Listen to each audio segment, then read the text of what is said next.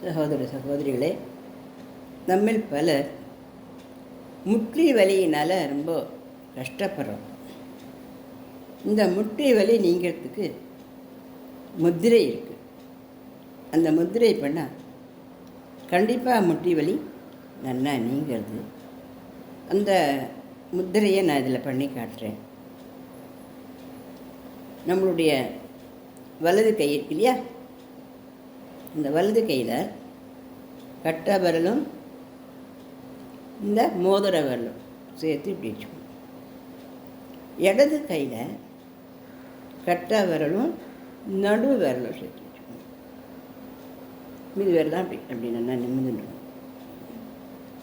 இந்த அப்படி நேரம் பூமியை பார்த்த மாதிரி, ஆகாசத்தை பார்த்த மாதிரி, இப்படி இந்த உள்ளங்கை மேலே பார்த்த மாதிரி இந்த மாதிரி வச்சுக்கணும். வலது கையில் மோதிர விரல், இடது கையில் நடு விரல், இப்படி வச்சுக்கணும். இப்படி வச்சுக்கணும். இப்படி வச்சுட்டா இப்படி தான் வச்சுக்கணும். அவ்வளோதான். 10 நிமிஷம் வச்சுக்கணும். போகிறோம்.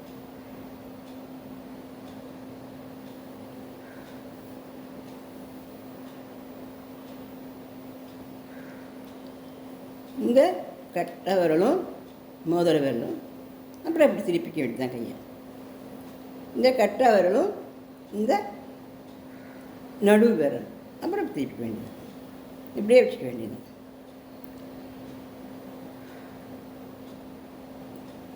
10 நிமிஷங்கள் காலை, 10 நிமிஷங்கள் மாலை.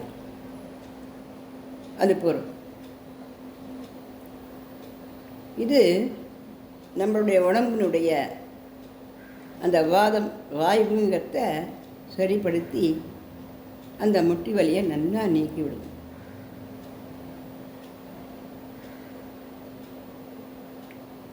முத்திரையில் இது உணவை பற்றின வரைக்கும் நம்ம புளிப்பு சாப்பிடக்கூடாது, எண்ணெய் சாப்பிடக்கூடாது. அந்த ரெண்டும் முட்டி வலிக்கு ரொம்ப உதவாதது. புளினா புளிப்பு தான் அப்படிங்கிறதுல. இட்லி மாவு ரொம்ப புளிச்சு போயிருக்குதுன்னா நம்ம வெங்காயம் பச்சை மிளகாயெல்லாம் போட்டு புளிப்பு தெரியாத பார்த்து சாப்பிட்றோம் இல்லையா, அது கூட புளிப்பு தான்.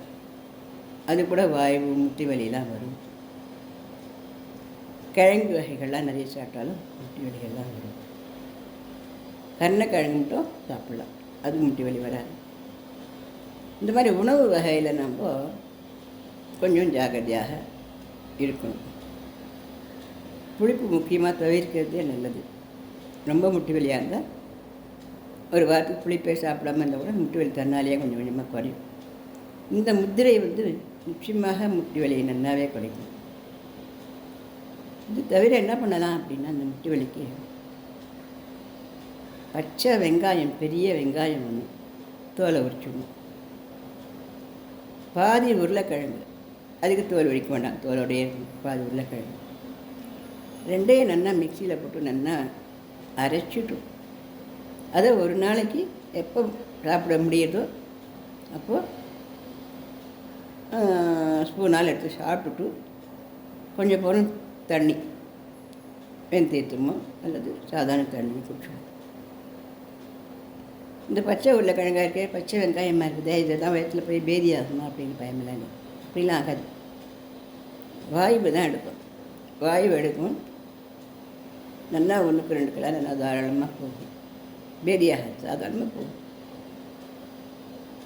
3 நாட்களுக்கு இந்த மாதிரி சாப்பிட்டு வந்தால் கூட உடம்புல இருக்கிற அதிகப்படியான வாயுகள் கலையிறதுனால முட்டி வலி, முட்டி வீக்கம், உடம்பு கை கால் வலி, இடுப்பு வலி இதெல்லாம் நல்லா குறையும்.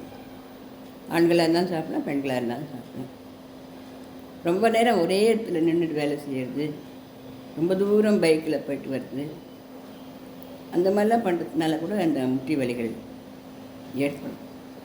முட்டி வலின்னு ஏன் ஏற்படுறது அப்படின்னா, முட்டியில் இருக்கிற ஜவ்வு மாதிரி ஒரு பொருள் நம்ம காலுக்கு நடுவில் முட்டி இருக்கு இல்லையா, அந்த முட்டியில் அது இணைக்கிறதுக்கு ஒரு அழுத்தி பிடிச்சிக்கிறதுக்கு ஒரு ஜவ்வு மாதிரி ஒரு பொருள் இருக்கும். அது வந்து என்ன ஆயிடுது, குறைஞ்சி போயிடுது. அதனால அந்த முட்டி வலி, முட்டிக்கு இடைவெளி வந்து இந்த முட்டி வலிங்கிறது வந்துடுறது.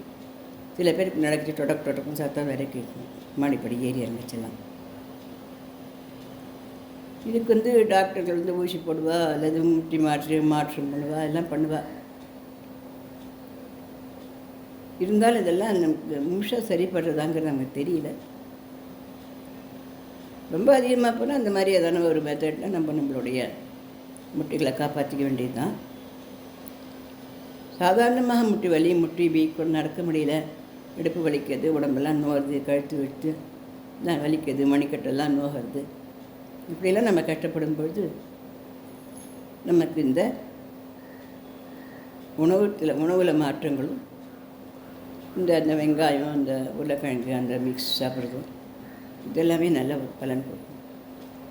வெங்காயமெல்லாம் சாப்பிட்ற பழக்கம் இல்லாதவானவங்க அப்படின்னு இருந்தாக்கா, ராத்திரி 2 ஸ்பூன் எள்ளு ஒரு டம்ளர் தண்ணியில் ஊற போட்டு வச்சுட்டு காத்தால் அந்த எள்ளு ஊறின தண்ணியை குடிச்சிட்டு வரலாம்.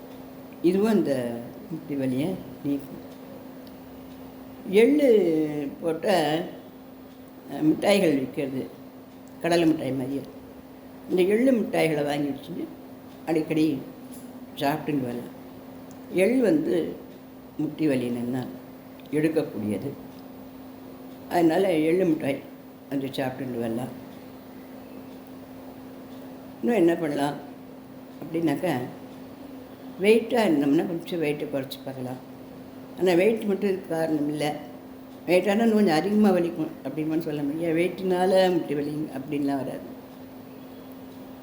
ஆனால் வெயிட்டாக இருந்தால் முட்டி வலின்னு தான் இன்னும் அதிகமாக தெரியுது அது. அதனால் வெயிட்டு கொஞ்சம் குறைச்சிக்கலாம். இந்த மாதிரி மெத்தடில் நம்ம இந்த முட்டி வலிகளை நல்லா குறைச்சிக்க முடியும் நம்மளால். முட்டி வலி அப்படிங்கிறது நம்ம ரொம்ப கஷ்டமானதாக இருக்கிறதுனால இந்த மாதிரியான உணவு முறை மாற்றத்தினாலையும், இந்த மாதிரி முத்திரை பண்ணுறதுனாலையும் நிச்சயமாக இந்த வலிகள் நல்லா குறைஞ்சி நம்மளால் இயல்பாக கலகலன்னு வேலை செய்யறதுக்கு முடியாது. அதனால் இந்த பதிவில் இதை பற்றி நான் கொடுத்துருக்கேன். எல்லோரும் ட்ரை பண்ணி பார்க்கலாமா இதை? நன்றி, வணக்கம். இந்த பதிவு பிடிச்சிருந்தாக்கா நீங்கள் லைக் பண்ணுங்கள், ஷேர் பண்ணுங்கள், சப்ஸ்கிரிப்ஷன்